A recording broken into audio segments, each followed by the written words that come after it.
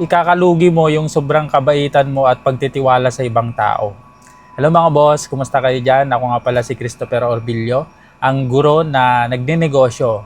Yan, so uwian na, magsusundo ako sa anak ko. Pero bago yan, mag-video muna ako dito sa loob ng sasakyan. Yan. So, alam nyo mga boss, natutunan ko rin sa pagpapansit business namin na kapag pala sobra kang nagtitiwala at sobrang bait mo, maaari mong ikalagpak, ikalugi. Kasi ito yung naging kwento mga boss. One time kasi hindi ako nakagising ng maaga para mamalengke. Yan.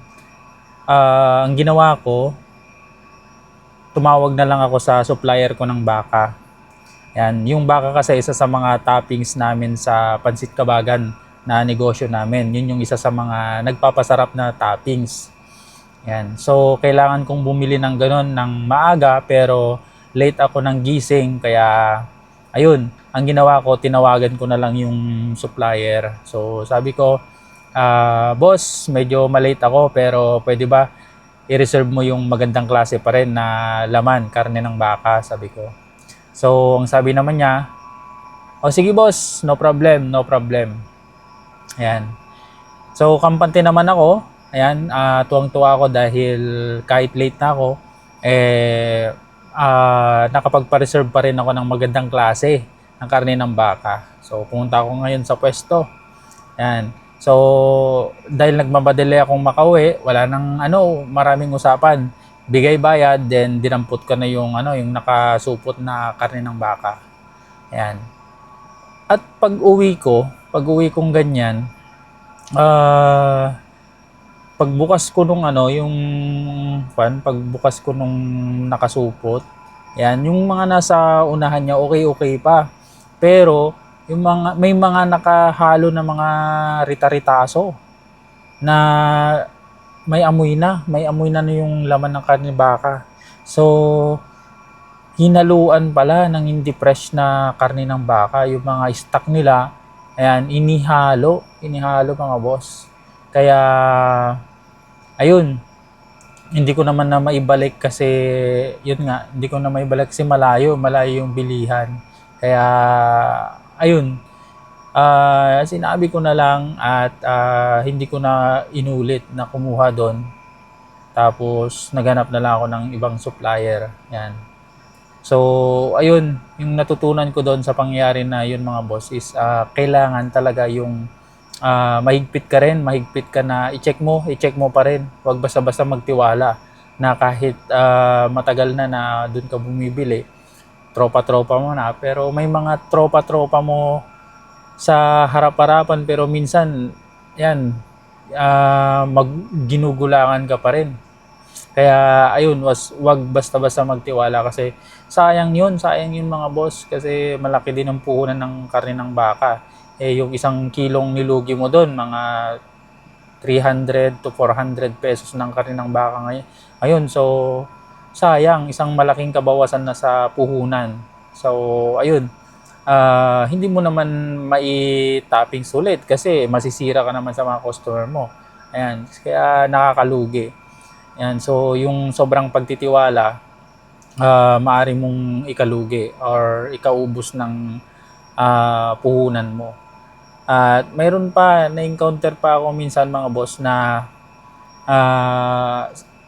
sabi ko 5 kilo, 7 kilo, ganun. Tapos pagdating ko sa bahay, nung una hindi ko chine-check pero one time, chinek kong ganyan, may kulang sa kilo niya. Ayan, kaya ayun, marami talaga mga boss na nanggugulang pa rin. Mga negosyanteng nanggugulang pa rin, hindi lumalaban ng patas. Alam mo yun, yung konting bagay lang pero malaki yung impact nun sa mga negosyo natin. Lalong-lalo na mga lang naman tayo, ordinaryong Pilipino lang na nagninegosyo. Walang malaking puhunan. Ayan. At yung maliit na lugi mga boss sa mga bagay na yan is malaki yung impact. Pwedeng maubos yung ating bala para makapagpatuloy sa ating buhay pag ninegosyo. So ayun, wag basta-basta magtitiwala. Kailangan maging mahigpit at sukatin, i-check. So, ayun. Kasi kapag nakikita nilang maluwag ka kasi mga boss, prone ka na na maloko. Kaya pagka pinapakita mo na mahigpit ka, magdadalawang isip sila na gumawa ng kalokohan din. Na magdadalawang isip sila na lolokohin ka kasi alam mo naghihigpit ka pinapakita mo Kaya ayun. So, yun yung natutunan ko mga boss. Yung sobra-sobrang pagtitiwala ay nakakalugi. Dapat maging mahigpit. At isa pa mga boss, yung pagiging masyadong mabait. Alam nyo kasi mga boss sa food business, yung iba, maraming mga customer din na, ayun, okay naman, kausap. Ayan. Pero may mga customer mga boss na talagang,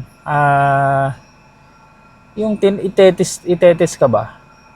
Tinetesting ka. Kasi mga minsan, yung iba, sobra-sobra man naman na humingi ng favor minsan.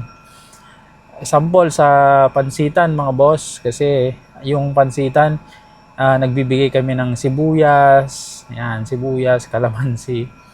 Yung ibang mga mga boss, mga ibang nagpapansit, sobra kong makahingi ng ng sibuyas. Mahal-mahal ng sibuyas mga boss. 'Di ba? Ang mahal-mahal. At ayun, yung iba nanghihingi tapos mapagalis nila, makikita mo na lang na hindi naman nila naubos. So, ayun. Pag lagi kang bigay ng bigay mga boss is sa pagiging mabait mo, pwede mo ring ikalugi. Kasi may mga presyo naman yung mga yun, di ba?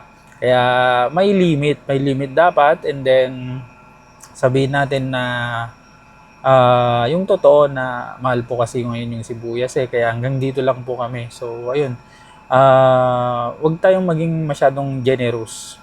Tingnan din natin kapag ikakalugi na natin. Ayan. Tayong mga nagsisimula kasi, mga maliliit na negosyo, kumbaga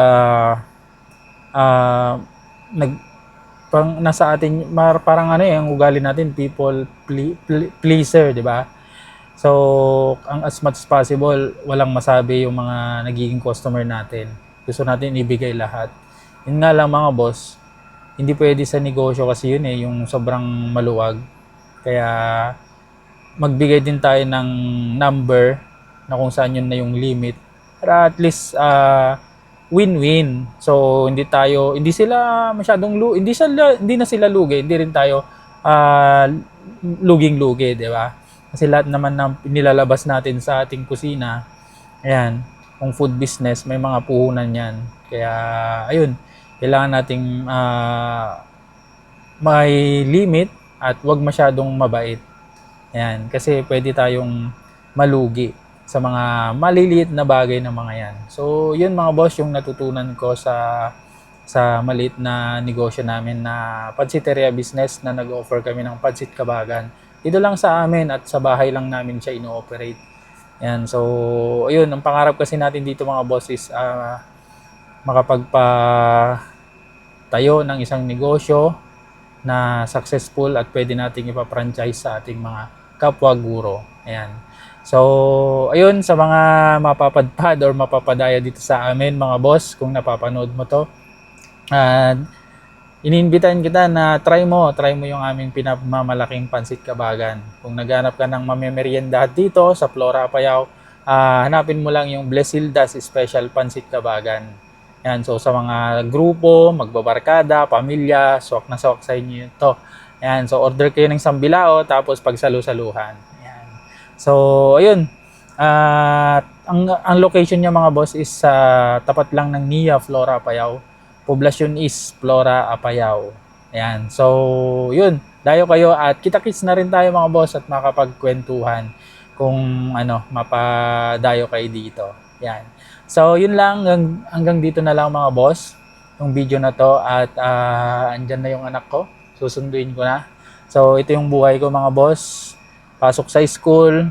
Magsundo sa aking anak na nag-aaral na elementary. Tapos, ayan, uwi, pasok na naman. So, yun yung routine ko mga boss. Tapos,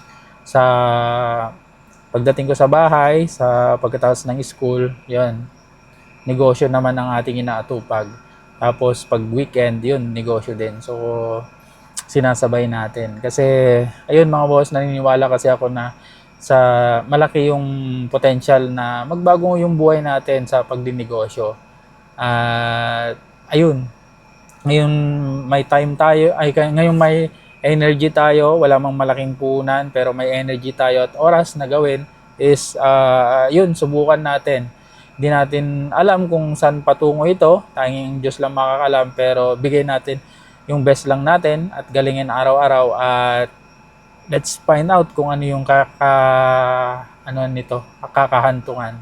So, yun, maraming salamat sa suporta at God bless sa ating lahat. Bye-bye!